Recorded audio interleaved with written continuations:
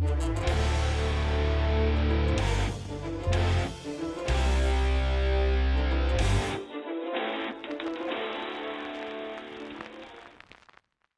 guys, so today we're bringing you as a bit of a shorter, different type of video. We're still kind of debating on the name. We're thinking, we're throwing around ideas about what. Well, maybe if you have a recommendation, you could actually just leave it below. That would be interesting. If you have a recommendation for what you think the series should be, just leave it in the comments. But to explain first, what this series basically is that we're taking where we thought about it, where we take a sequel or like a movie, for example, that doesn't really. We don't really feel deserves a full episode of us breaking it down. So we thought, let's just do a shorter episode, and then sort of to promise after what we said about our the Descent video, we thought we'd do Descent Part 2 as like a short episode, just to kind of give our brief thoughts on the film, on the sequel and everything. Cool. So take it away. What was your thoughts on the film? My thoughts. I liked it. I didn't think it was as good as the first one, especially. No, it's not.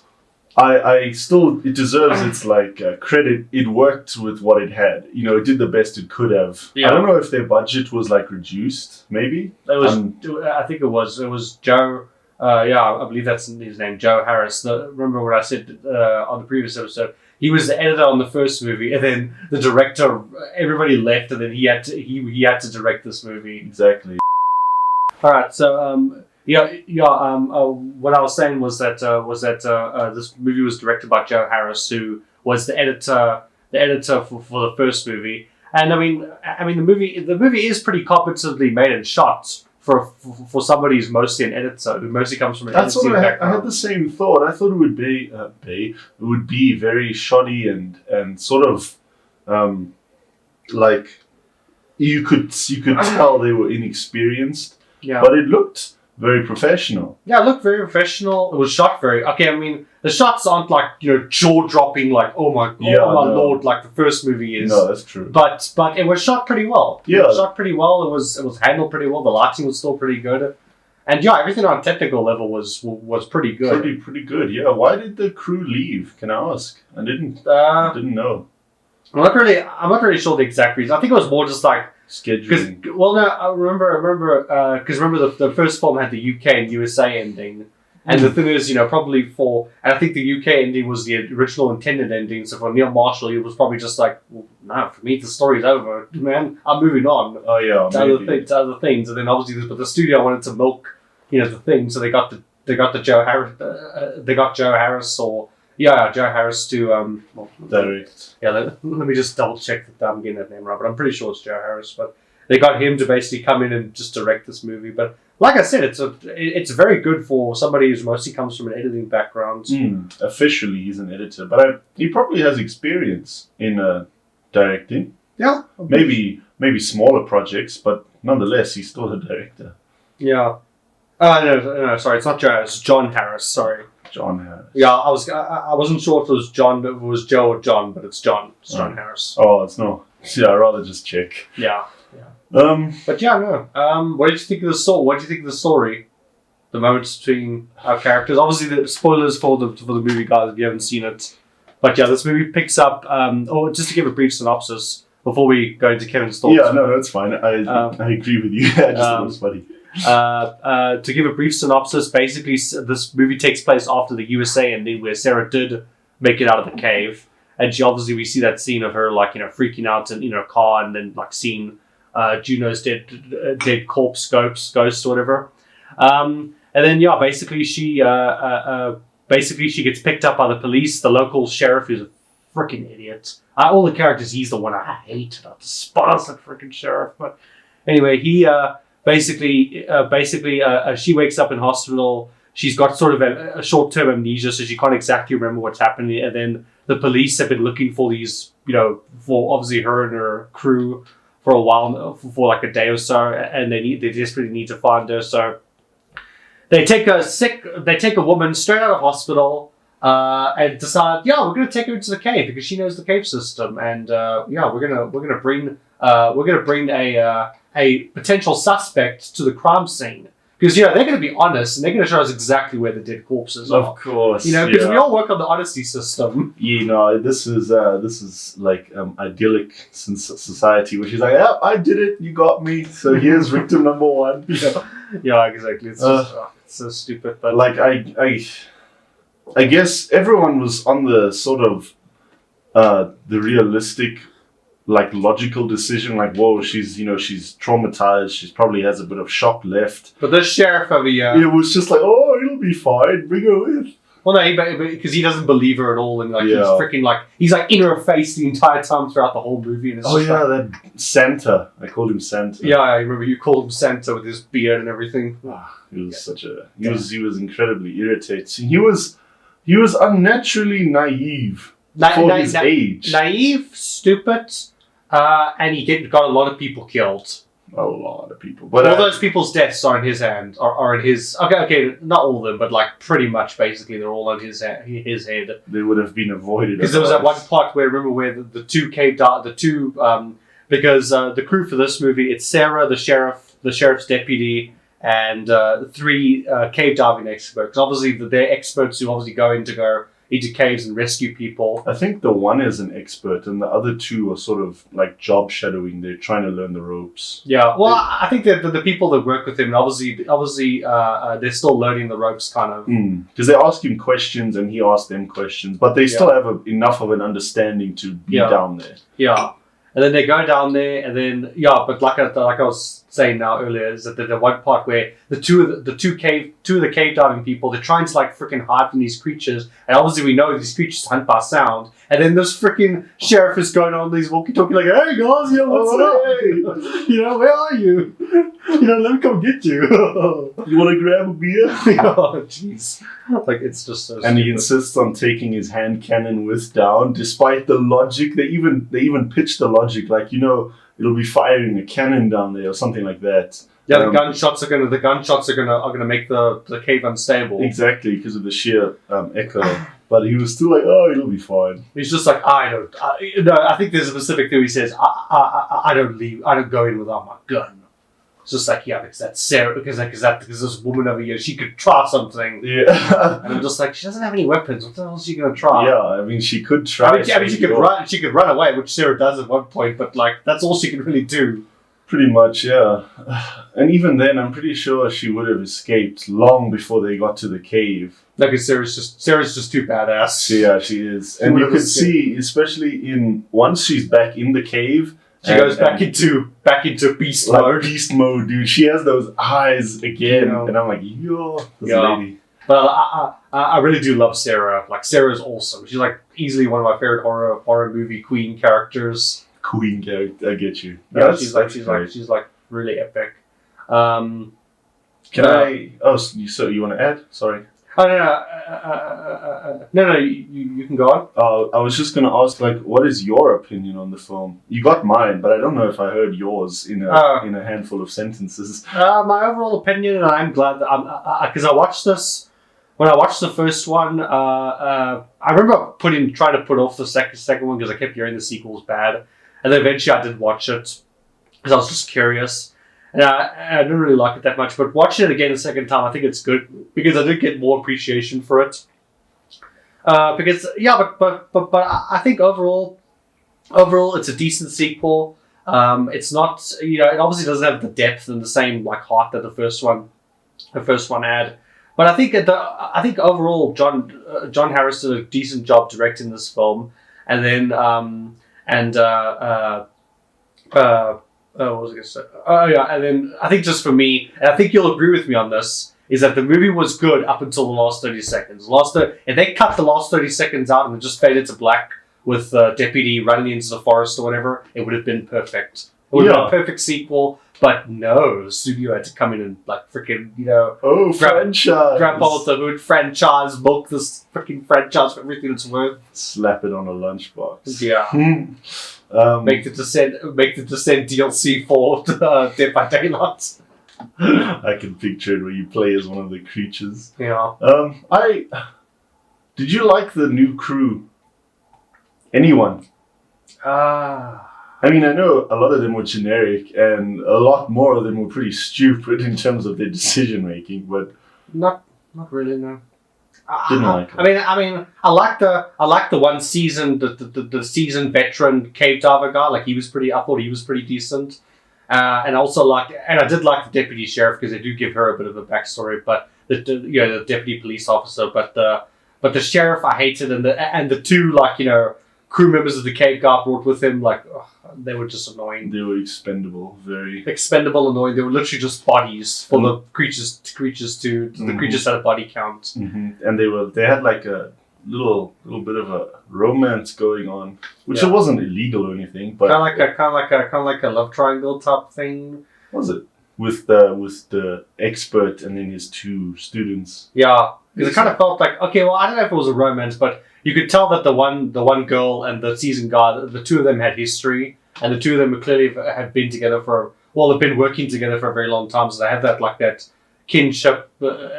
At the very least, they have a kinship of some kind. And then there's that other guy's flirting with the other chick, but he's not even he's just like, why even trying, dude? Yeah, shame. Points Yeah. for trying. But here's something I want to get your opinion on. What do you think of the reunion of Juno and Sarah? I liked it. I'm glad that she came back. I kind of thought she would also. I mean, she was in beast mode pretty much, Juno. But I thought there would be some epic boss fight. No, there is a little bit of an epic boss fight. There's that moment bit. where the two of them run into each other. There's that moment where they just stare at each other before going into a full-on fight. No, I meant that would be. I thought that's how the film would end. Sarah would have to whack her again, or vice versa. But instead, they had a redemption story arc.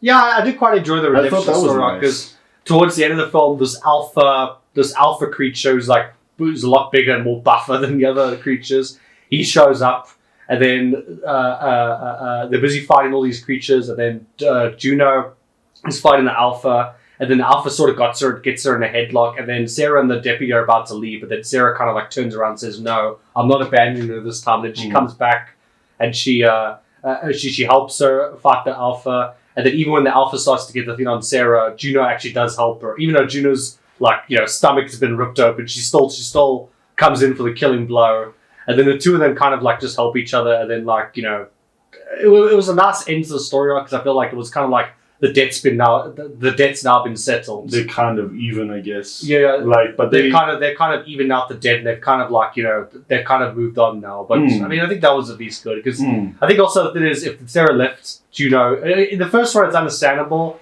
Okay, obviously it's some people question her decision in the first one, but in the second, but the thing is, in my opinion, it was justified.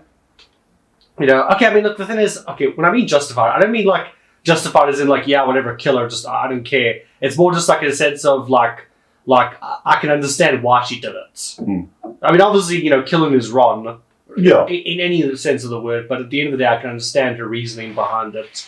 And then but in this one, obviously she tries to save her and everything. So they have a nice redemption story arc. I think Juno has a sense of redemption because she smashed and dashed the husband and killed Beth. And even though she killed Beth by accident, she left Beth to basically die and to be eaten by the creatures while she's still alive. True, and but she still somehow pushed through. I mean, she paid for it. I'm pretty sure her leg has permanent damage, and she even beyond that, she's dead. Yeah. But she wasn't she didn't reflect back the same hate that was given to her by Sarah. Yeah, exactly. And then I think they had a nice. It was like a friendship fight, a very exaggerated one. You know how best friends for 30 years they bicker and fight and but then after a week or whatever, they're like, hey, what's up? It was one of those kind of situations where they knew they were gonna be friends anyway. Yeah,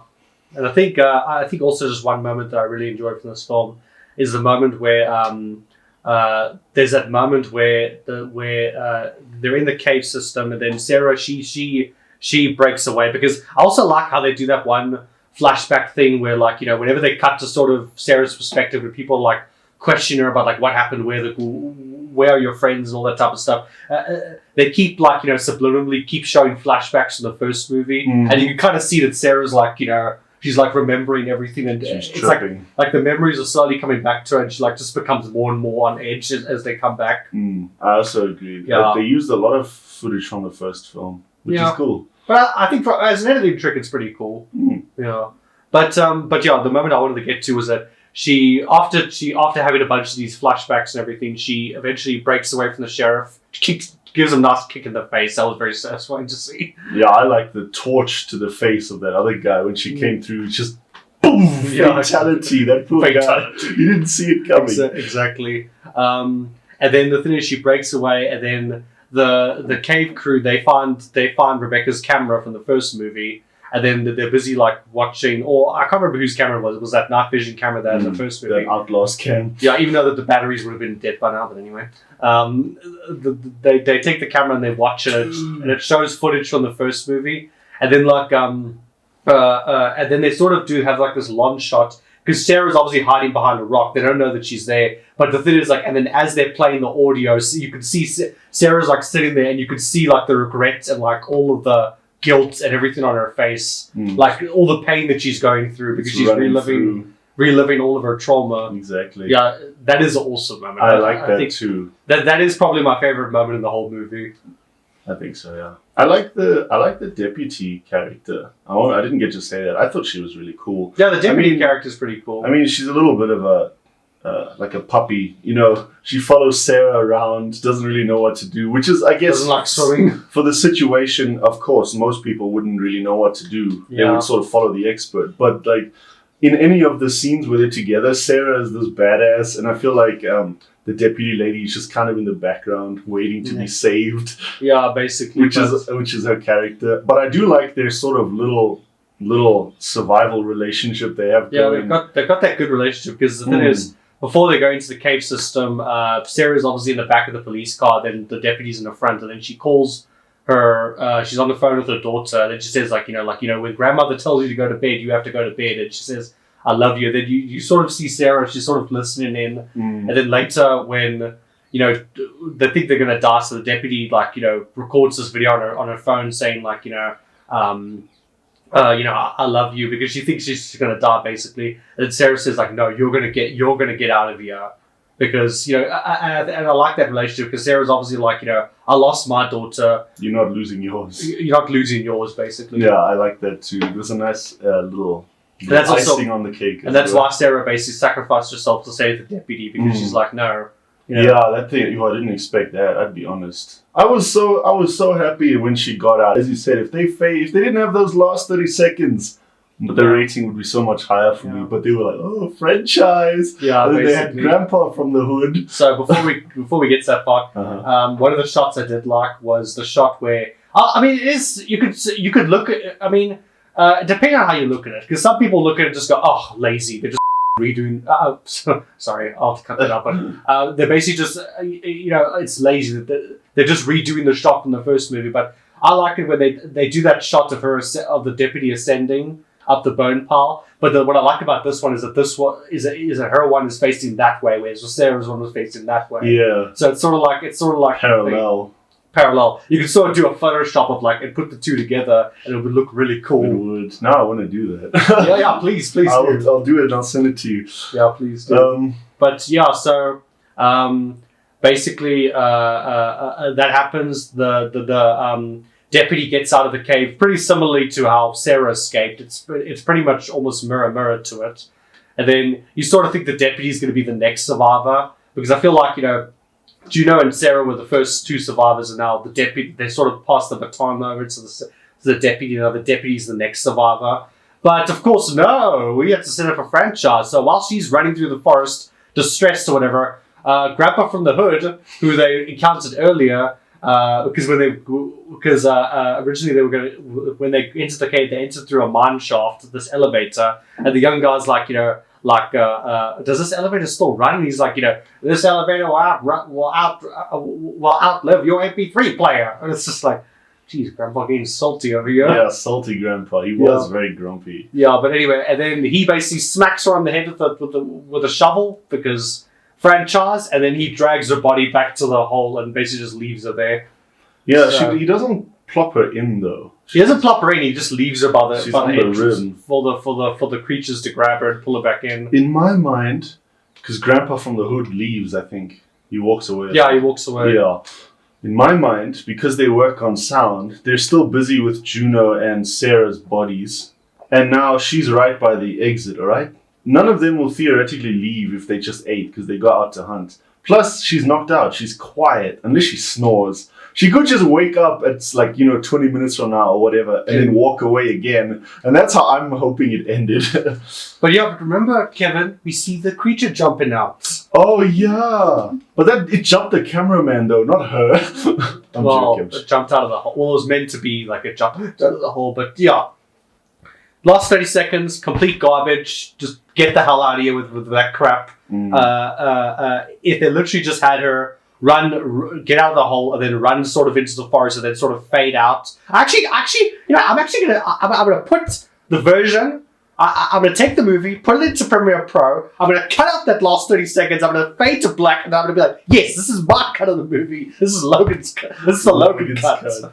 Yeah, Logan and Kevin's cut. And then you can sell it for millions. Yeah, exactly. And then we can retire. Yeah, because that last 30 seconds is just stupid. I'm like, why? Especially because they had such a wonderful character development for her.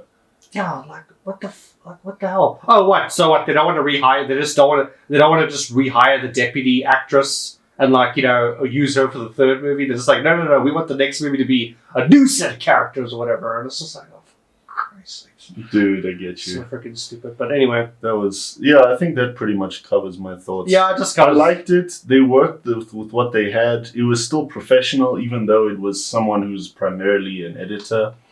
Yeah, and I think, and I think again, if you cut out that 30 seconds, this would have been a nice little film. Yeah, part two to this movie. Because again, it's not as good as the first. It's nowhere near as good as the first one, but it's a decent sequel. Yeah, it's a decent sequel. It's not too bad. It's not and again, props to John Harris. He really salvaged this movie. He did. He worked with what he had and he utilized it to the max, dude. Yeah, exactly. He killed it. But yeah, I think that's it for me. Yeah, that's it for me. I mean, if you were to give it a rating, what would you give it? So I would give the base rating a 6 out of 10 because it is a nice sequel and it's enjoyable, but that 30 seconds at the end really, really ruined it for me. Yeah, 6. I would give Your Cut a 8 out of 10.